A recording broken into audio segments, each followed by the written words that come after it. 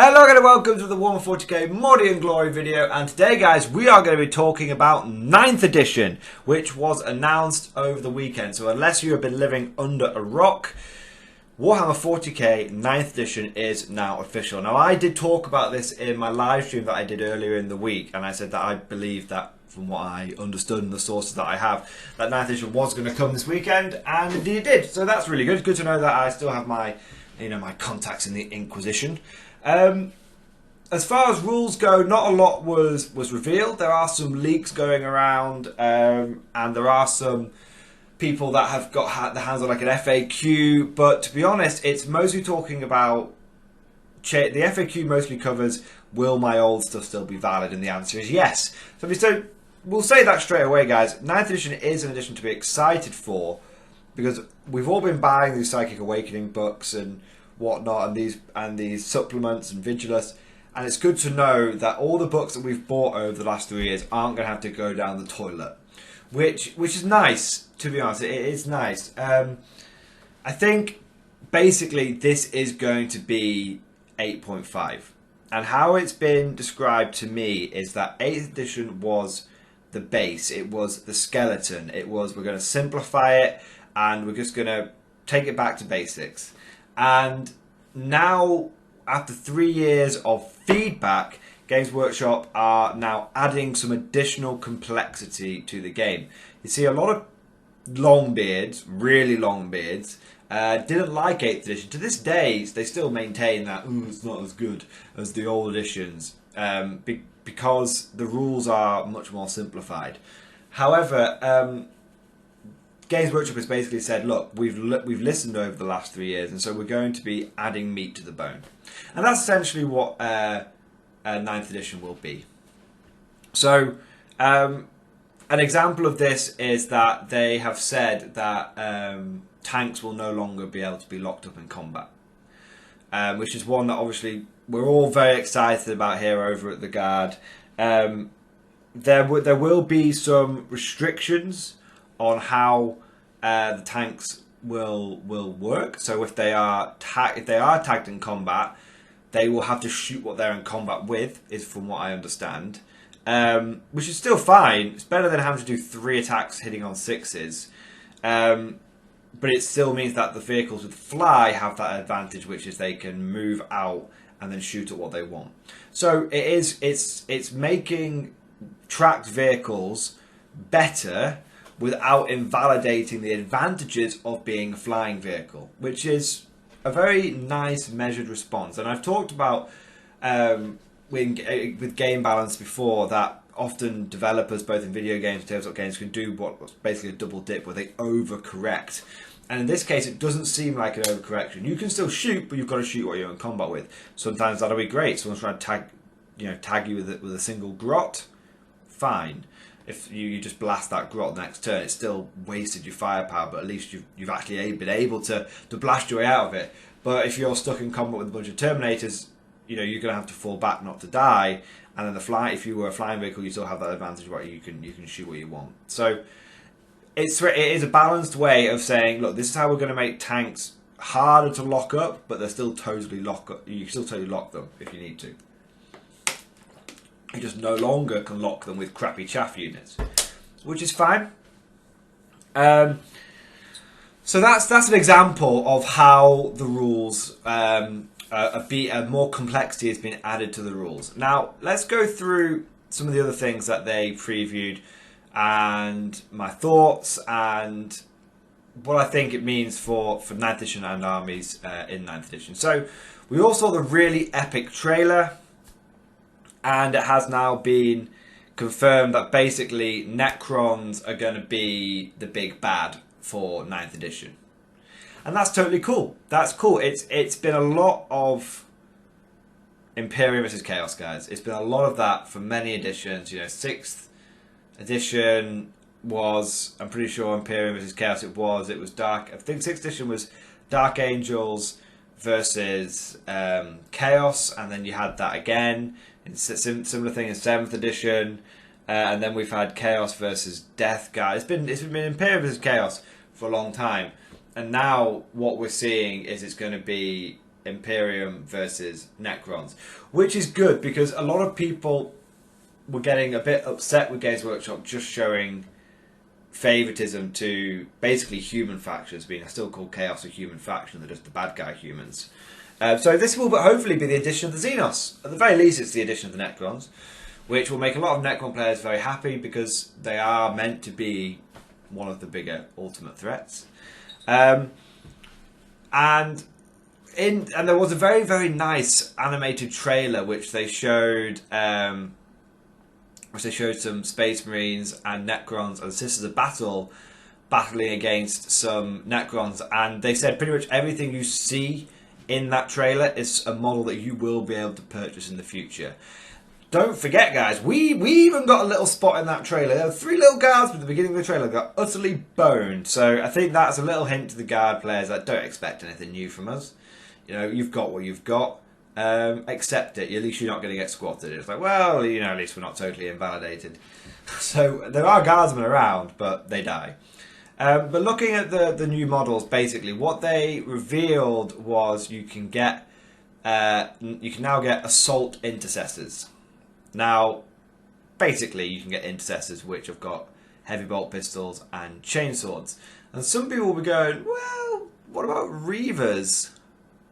You know, Reavers were basically assault intercessors, but the key difference between Reavers and intercessors is one is a troops choice, which means it can be spammed, and one is a fast attack choice, I believe, or it might be elite, but it's not a troop choice, which can't be spammed. So, as long as assault intercessors are troops, they'll be a really welcome addition. If they're not troops, then, quite frankly, they're a fucking joke. I'll just say that right now. You don't need... You've got Reavers for your elite assault infantry. Now, assault intercessors are going to be a really nasty unit. Okay. A lot of people are saying, why wouldn't you go for regular intercessors? Well, assault intercessors are going to be a really nasty unit for a couple of reasons. One, when they charge, they're going to have 4 attacks each. Just before anyone else gets involved, they're going to have 4 attacks each. Now that is pretty tasty. And when you think from a 10-man squad, that's 40 attacks. Don't forget your sergeant, 41 attacks. That's pretty nice. And then you can start thinking of crazy combos like, well, remember you're going to spend more than likely the majority of your time in the assault doctrine, because you only going to spend 1 turn in the devastate doctrine. You might spend 2 turns in the tactical doctrine, but more than likely you're going to spend at least 2, more likely 3 turns in the assault doctrine. So having a troop choice which can take advantage of the most common doctrine is really nice. So it's good. And then you start realizing things like Black Templars are going to absolutely love these things, because you can take because people are saying, well, what, you know, no big, why would you want more strength for troops? And you say, well, what about when you take them as Black Templars and you put them near Helbrecht and now they're strength 5, or your Blood Angels you put near Sanguinary Priests and now they're strength 5, and then you start being like, well, it's easy enough to put +1 attack on a squad of these guys. So you could take, you know, suddenly you've got 50 attacks at strength 5, AP -1, and you go, you know what, let's put a chapter master near them. So now they're rerolling all the hits. Let's have a lieutenant, so you're rerolling 1s. You know, and suddenly you're like, hang on, you can hack down a lot of enemy units with a lot of big things with that. I mean, you put one of those things into like a Lehman Russ, and they're probably going to kill it on the turn that they charge. I mean, you've got your 50 attacks, you're going to hit with 2/3 of them. What if your Blood Angels? You're going to hit with 5-6 of them. You're going to reroll the 1s. So you're going to practically hit with all of them. You're going to hit with about 45, and then you're going to wound with 15 of them, re-roll the 1s. So you're going to wound with about 21 of them, and then the enemy will, at best, have a 4-up save. So, you, at best, have a 4-up save. But I reckon those chainswords, I reckon they'll make them AP -1 standard, because they'll be Primaris chainswords, and they'll make them AP -2 when the Assault Doctrine. And then you just, yeah, one squad of these guys can tear through a Leman Russ, no problem. Even so, one squad of these guys could tear through a Leman Russ because they, you know, if they've got the extra strength, because you could easily shave a few wounds off before you charge him. You know, easy enough, crack grenade and half and a dozen bolt pistol shots and yeah, heavy bolt pistol shots, yeah, easily. So I think it's really good. Other things that we saw in the trailer was there's lots of Necron stalky stuff. Necron seems to be getting lots of big things now. So basically, you're going to get 4-legged close combat Necron guys, which looks awesome. Now, there is some stuff that I do not believe was shown in the leaks, which I'm going to talk about now. In the reveal, sorry, which I'm going to talk about now. Stuff I've been sent. So there's going to be a new kind of Marine on top of the assault intercessors. Okay. And they are going to basically be like Crusader Marines. And we got a little hint of these guys in the trailer. You had that guy with the shield, with the skeleton on the front, with the power sword. He's a character. We're also going to get Primaris elite infantry with power swords and storm shields. Okay, not sure the rules around them, but I've got a picture which has been sent to me, and it's got it's a squad of 3. They look very Black Templarish, to be honest, and they've all got storm shields and power swords. So that's really, really cool. And you've also got a character who looks a bit like a chaplain, but a bit like a master executioner, who has got like an hourglass and a big two-handed sword, but it's an executioner sword with a flat blade, flat top, which looks absolutely awesome. On top of that, you're going to have Primaris Bikers now. And again, these are going to be in this similar sort of Crusade Marine format. And looking at the pictures, they look like they've got twin bolt gun in the front, although I imagine this will be a Primaris bolt gun. So it'll either be Assault 3 per shot, so Assault 6 in total per gun. So Assault 6 total, or they'll have an AP -1 on it, at least. And they look like they've got bolt pistols and chainsaws in their hands as well. So lots of capability to dagger people and then charge in with lots and lots of attacks. Because again, you know, a Primaris with an extra attack and a chainsaw is just amazing. You've got 4 attacks from your basic infantry in close combat with 2 wounds at a ridiculously cheap price point. Yeah, they look fantastic. So you've got that. There's also there's a new Primaris chaplain model and a new Primaris standard bearer ancient model, which looks great. It's got this really good sort of flag. It's like a giant icon, and also you have what looks like 3. I want to say like heavy flamer Primaris. So it's like a heavy weapon squad, a bit like your suppressors or your interceptors, but they've got what looks like either melter weaponry or heavy flamer weaponry. So what it looks like, what you get in the new, and this is what I've got pictures of. So I can only. I don't know if this is confirmed by Games Workshop yet by the time this video comes out, but this looks like what's in the new starter sets. There will be a new starter box for it, so Dark Imperium will go, so you won't have much longer to get your basic intercessors and your Death Guard from Dark Imperium. And what you get in the Marine half of the box for the new starter set is 3 of the Bikers, 3 of the Power Sword Storm Shield Primaris, 10 Assault Intercessors, a Primaris Captain with Storm Shield and what looks like a Volkite pistol, another Primaris Captain with what looks like a Storm Shield and a Power Sword, a Primaris Chaplain which has bolt pistol and Crozius Arcanum, a Primaris Executioner, which is the guy with the big double-handed executioner sword and what looks like an hourglass. 3 of the melter / heavy flamer primaires, and 1 of the new ancient / icon bearer primaires. So that looks like what you're going to get in the marine side of the starter box. And then what it looks like you'll get for the Necron side of the starter box is it looks like you're going to get 2 squads of Necron infantry.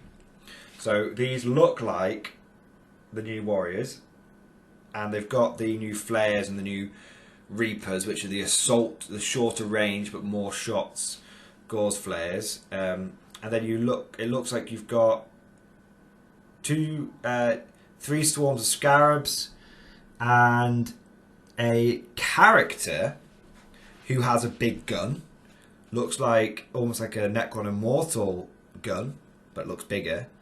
Another character, which unfortunately isn't clearly visible to me, but it looks like he has got a war scythe, so probably a new Necron Lord model, and he's got lots of sort of I don't know what you'd call it, but basically like sort of like a tabard kind of thing, like bits of regal cloth floating off him. Then there is another Necron character who looks a bit like a necromancer, and he's got 2 bodyguard models with him. And then you have a huge Necron walking construct. This thing is really tall and gangly, and it reminds me of the robots from the Matrix, not the squiddy ones, but the ones that go around harvesting the human battery pods through the fields. Really tall like that, so something like that. And then you have 3 of the new close combat 4-legged Necron warriors, or Necron elite guys, and then a massive guy, another guy who's basically a bigger version of that. He's got a big claw for a hand, a big green machete in the other hand, and 4 legs. So that looks really interesting. Now I've got these. So we'll go through that now. I've actually got a closer-up picture of that massive Necron guy, and he has he's got a claw on one hand, and then on his other arm he's got a machete and a big gun.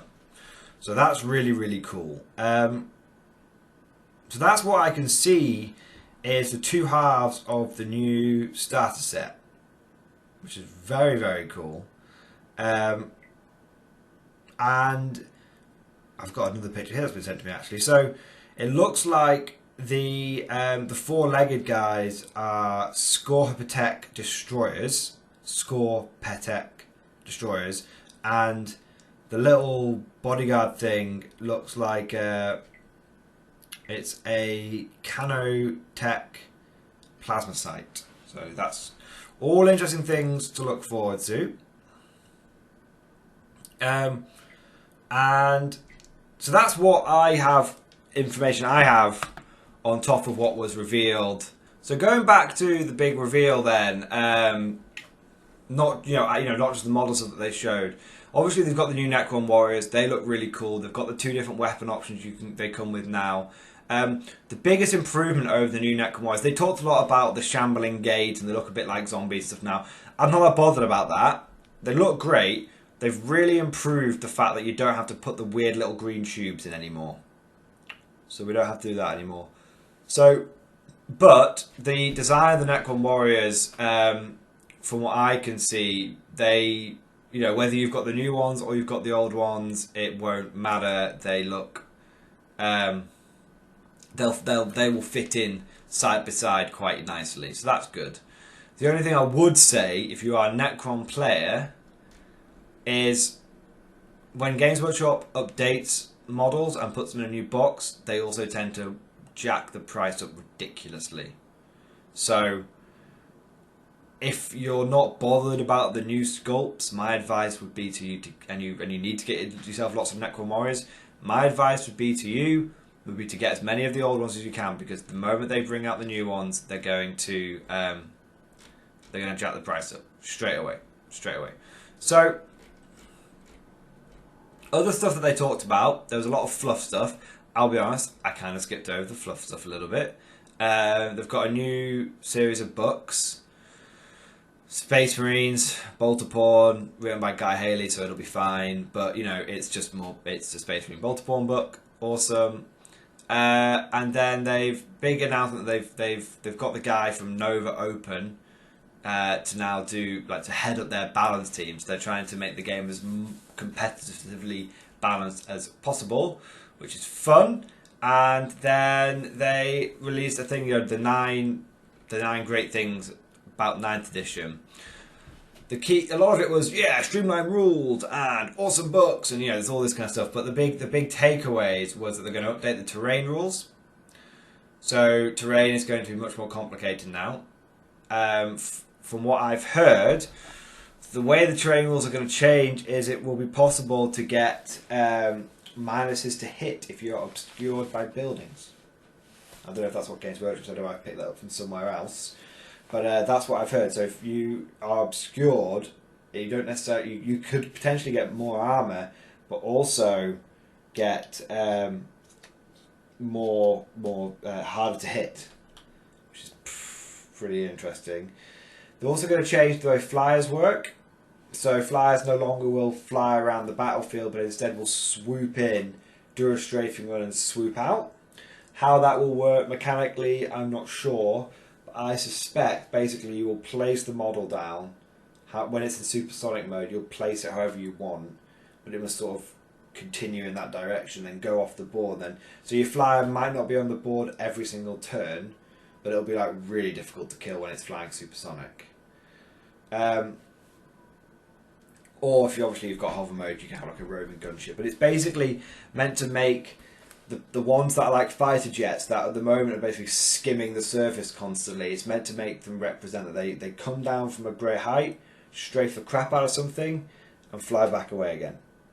So there is a little concern around this, because obviously, what if these flyers are basically they're untargetable? They come in for your opponent's turn, they fly off again. How the hell do you shoot? If someone brings 9 of these things, you're just getting strafing run to death, and you can't even kill them. That could be tricky. It'll be interesting to see how they balance that.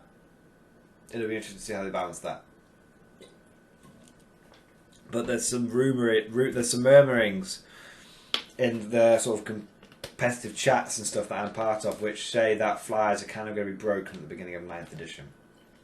Potentially going to be very broken. So we'll see how that turns out. We've already talked about the tanks, which is really good. And they are bringing in a new crusade system, which obviously is great for Black Templars. But basically, the crusade system is designed so that you have a living game system. So that's not really the right way of putting it. Let's say you and your friend want to play a narrative campaign.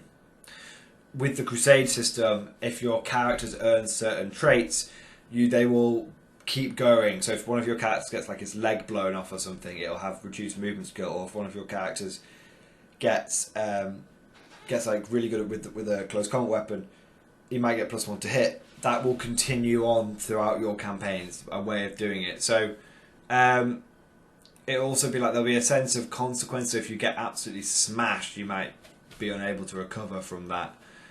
So it's quite interesting. It's basically I would call it like I would call it a living campaign. I would call it a living campaign where it's not just you set your characters the same strength every single battle. Your characters will get weaker. Some units will get stronger. Some characters will get better. Like it's like a living narrative campaign, which is cool. They've also said that they've really overhauled. Now, sorry, before we move on from that, I like the sound of that, of Crusade. I do. But I still feel like Games Workshop is kind of missing the trick. Okay, and maybe it's just from my blinker perspective, because I'm an old school player. I use points, I don't use power level. I like to play to win. With some fluff, but really I have to really force myself to take fluffy upgrades. I just don't think Games Workshop quite get the fact that no one seriously plays narrative, and that the vast majority of players play match play with points, and they play to win with their friends, and they want to get better. And the narrative side of things is sort of few and far between. Like the vast majority, like put it this way, what are the most successful YouTube channels out there for Warhammer? Top three, I would put Tabletop Tactics, Striker Scorpion 82, and Winter's SEO. They're the ones that I would consider the top three. Now, all of them have dabbled in narrative campaigns. All of them have dabbled in it. You know, Tales of Tactics have done things like Ghostmaker. Winter's SEO did his Elder Mechanicus one. Striker Scorpion 82 doesn't really do narrative campaigns, but has like an ongoing league kind of thing. They've all dabbled in it, but they're all successful because they show balanced, competitive armies. You know, not hyper competitive, but balanced, well put together armies going against each other. And you want to know which one of those lists are going to do best. And you know, one of the more popular series that Tabletop Tactics does, which is one of the biggest reasons to go and join their paid service, is the Tactical Battle Reports.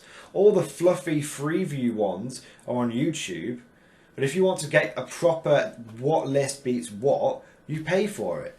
And that's how they run their business. That's how they are successful. And I just don't think as much of us quite clocked onto that. Like, you can keep pushing the bloody narrative stuff as much as you want, and some people will get into it, but I'm hesitant. Now, I'm not writing this off at all, but I'm hesitant to see the value in it. But I may totally change my mind. I may see it and go, this is the way to play it. This is the way to do it. Be cool. See how it goes. Because I'll tell you one thing I am a massive fan of. I was a massive fan of back in the day of the Chaos Rising Path to Glory minigame, which is where you basically had a war. It was before you had Kill Team, before you had Warband, before you had Necromunda, you had Chaos Path to Glory, basically. And that's where you had, you know, you got your Chaos Lord, 5 or 6 minions, and they got lasting injuries and mutations and stuff, and it was really cool. So, what other big things did they go on about? Oh, something that wasn't revealed. There will be a Silent King model for the Necrons.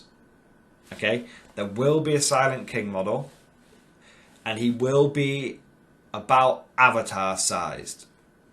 Alright? Now, I don't know if the big 4-legged guy with the claw, the gun, and the cleaver is the Silent King model, but all I can say is that he will be a decently sized character. He's not going to be like, he's not going to be Riptide sized, but he's not going to be Space Marine Primaris Captain sized. He is going to be Avatar sized. Now, I'm not sure if that means Avatar of Cain or Avatar of Yunari, which whatever it's called, but it's going to be about an Avatar size model for the Silent King. So they have released the Q&A for the new edition. Can you still? Yeah, like I said, they haven't in the Q&A, in the FAQ, they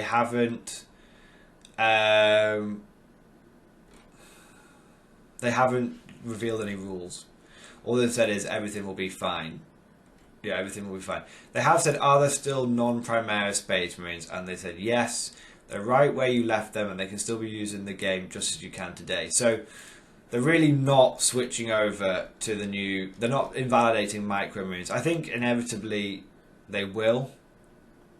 Which would be really sad for me, because if they do that, I'll be totally honest with you, I lose an entire Black Templar army. Like, the problem and I'm not going to go on about this, but the problem if they do switch over is I have plasma guns. I can't put those in non. Well, I suppose I can use them as hell blasters. There's always ways, I suppose. Anyway, so I'm not going to go into what isn't there. So that is it. So that's everything that I know. It looks like it's going to be good. So what are my feelings on 9th edition? That's the reveals, that's the leaks, that's extra information that I have, which hopefully will be very exciting. How do I feel about it? Well, I was talking to my brother about this. He runs his own YouTube channel, Scholar Progenium. Check it out if you haven't. He focuses on sort of Blood Angels and Marines, and I focus on my Guard and my GTLK and a bit of Black Templar. And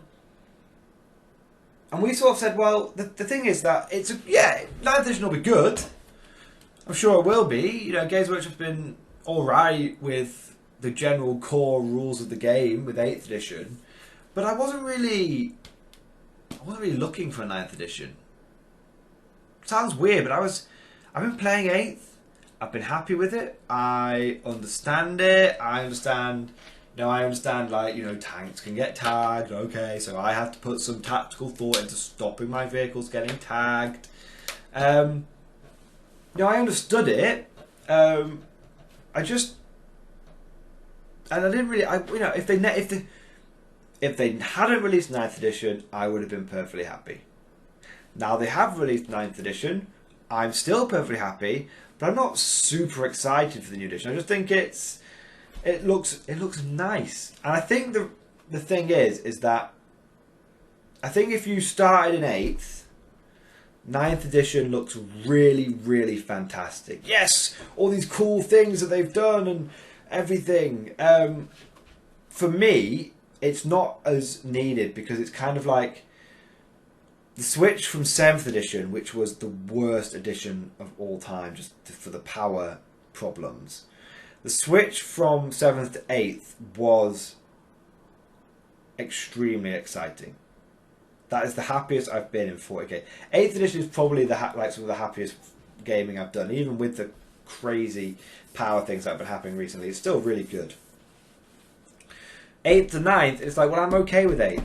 I have no complaints about 8th, really. Amazingly, I've got no real complaints about 8th. It's okay. You know, from the core rules I'm talking about. So I'm not that bothered about 9th. I'm sure it'll be good, though. The only concern I have about 9th is they seem to be pushing Storm Shields hard from all the models I've seen. So, and I fucking hate Storm Shields. I don't even have any in my Black Templar army. I don't have any Storm Shields because I just don't agree with them. I just think 3+ avoidable saves just ruin the game. So that's my only concern. My only concern with 9th edition is that if they start giving everyone Storm Shields, it's going to be a bloody difficult edition. But in terms of rule stuff, yeah, I'm perfectly excited for it. I'm okay with it. I'm not bothered. You know, editions come, editions go. Things go up, things go down, they go left to right. Power levels change. But for me, I'm now I'm almost in this like serenity zone. I'm almost in this place where I'm like, I don't mind Games Workshop. You want to release a new edition? That's cool. I'll buy it. I'll check it out. It seems good. But I'm just going to sit here, keep calm, and carry on painting Guardsmen. That's my whole jam now, baby. That's my whole thing. You know, you keep releasing editions, I'm going to keep painting Guardsmen. You make tanks better, I'm going to keep painting Guardsmen. It is really frustrating that I finally commit to the Pure Infantry project and Games Workshop go, well, those tanks you tried to make work for 3 years, let's make them work now. It's like, oh god damn it, I just switched away from tanks. My Steel Legion are probably going to have a really good time. Can you imagine if my Steel Legion becomes retardedly competitive? I'd love it. I'd have no regrets. No regrets at all. Anyway, guys, that's my overall feelings. I just, in case anyone thinks I'm being a bit cool on 9th edition, like I'm not super hyped, don't get me wrong, I'm in the hype zone. I love the hype. I am totally, 9th edition is going to be exciting. Great for me and YouTube because I can do loads of awesome videos. Awesome to see that looks like Space Marines and Necrons and Sisters of Battle. I like the new poster charts. Makes me want to get a Sisters of Battle army. God damn you, Games Workshop. But yeah, let's just keep calm. And whether it's Krieg Guardsmen or Mordian Guardsmen or some other kind of regiment that I might work on, let's just keep painting infantry and let's just see what happens. Because there's one thing that I will say, it's that, you know, Imperial Guardsmen, basic bog standard infantry, they're always going to be useful.